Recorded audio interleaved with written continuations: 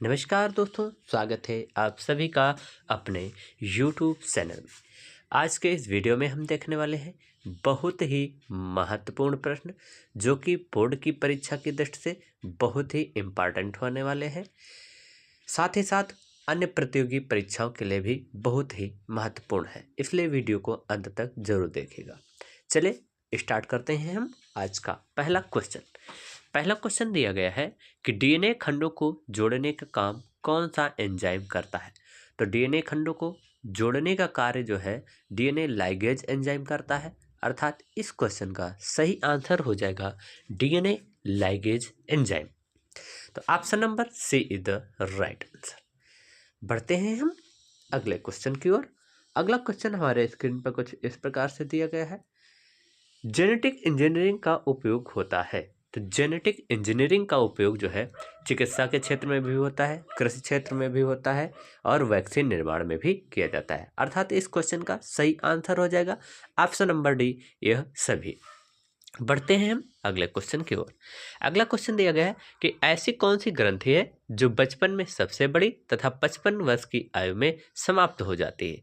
तो इसका नाम है थाइमस ग्रंथि। थाइमस ग्रंथि जो होती है ये बचपन में पाई जाने वाली सबसे बड़ी ग्रंथि होती है, जबकि 55 वर्ष यानी जब वृद्धावस्था होता है तो ये ग्रंथि गायब हो जाती है। बढ़ते हैं नेक्स्ट क्वेश्चन की ओर। अगला क्वेश्चन दिया गया है कि जीवन संबंधित समस्त क्रियाएं कहाँ संपन्न होती है। तो जीवन संबंधित समस्त क्रियाएं जो है हमारे शरीर में पाए जाने वाले जीव द्रव्य में संपन्न होती हैं। तो इस क्वेश्चन का सही आंसर हो जाएगा ऑप्शन नंबर डी, जीव द्रव्य में।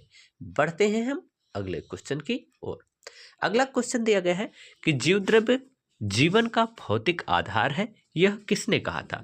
तो जीव द्रव्य जीवन का भौतिक आधार है, एक वैज्ञानिक थे जिनका नाम था प्रोफेसर हक्सले। इन्होंने कहा था कि जीव द्रव्य जीवन का भौतिक आधार होता है, अतः इस क्वेश्चन का राइट आंसर हो जाएगा ऑप्शन नंबर बी, हक्सले। बढ़ते हैं नेक्स्ट क्वेश्चन की ओर। अगला क्वेश्चन दिया गया है कि जीव द्रव्य में जल की मात्रा कितनी होती है। तो जीव द्रव्य में जल की मात्रा करीब 85 से 90% होती है, अर्थात इस क्वेश्चन का सही आंसर हो जाएगा ऑप्शन नंबर ए, 90%। अगर जीव द्रव्य में जल की कमी हो जाए तो ये क्या हो जाता है, ये टूटने लगता है, अर्थात नष्ट हो जाता है, बेकार हो जाता है, मृत हो जाता है। बढ़ते हैं अगले क्वेश्चन की ओर। अगला क्वेश्चन दिया गया है कि जीव द्रव्य में पाए जाते हैं। तो जीव द्रव्य में क्या क्या पाया जाता है, हार्मोन, एंजाइम, विटामिन, ये सभी चीजें पाई जाती हैं। तो इस क्वेश्चन का सही आंसर हो जाएगा ये सभी। जीव द्रव्य का निर्माण केंद्रक द्रव्य और कोशिका द्रव्य के द्वारा होता है। बढ़ते हैं हम अगले क्वेश्चन की ओर। अगला क्वेश्चन दिया गया है हमारे स्क्रीन पर कि जीव द्रव्य शब्द किसने दिया था। जीव द्रव्य प्रोटोप्लाज्म जिसका नाम है, प्रोटोप्लाज्म नाम जो है सबसे पहले एक वैज्ञानिक थे जिनका नाम था पुरकिंजे। क्या नाम था, पुरकिंजे। तो इन्होंने जो है जीव द्रव्य शब्द दिया था, अतः इस क्वेश्चन का राइट आंसर डी हो जाएगा। बढ़ते हैं अगले क्वेश्चन की ओर। जीव द्रव्य की खोज सबसे पहले किसने की थी।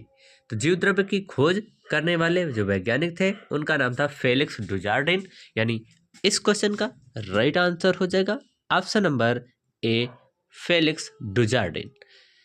बढ़ते हैं हम अगले क्वेश्चन की ओर। अगला क्वेश्चन हमारे स्क्रीन पर कुछ इस प्रकार से दिया गया है। अगला क्वेश्चन दिया गया है कि जीव द्रव्य का सर्वप्रथम मान्य रासायनिक विश्लेषण किसने किया था, यानी सबसे पहले जो है इसका विश्लेषण किसने किया था रासायनिक। तो वैज्ञानिक थे रिंके और रोडवाल्ड। क्या नाम था, रिंके और रोडवाल्ड। इन्होंने जो है जीव द्रव्य का सर्वप्रथम मान्य रासायनिक विश्लेषण किया था। स्लाइडन और स्वान ने जो है कोश का सिद्धांत दिया था। सिंपल ने हरित लवण की खोज की थी।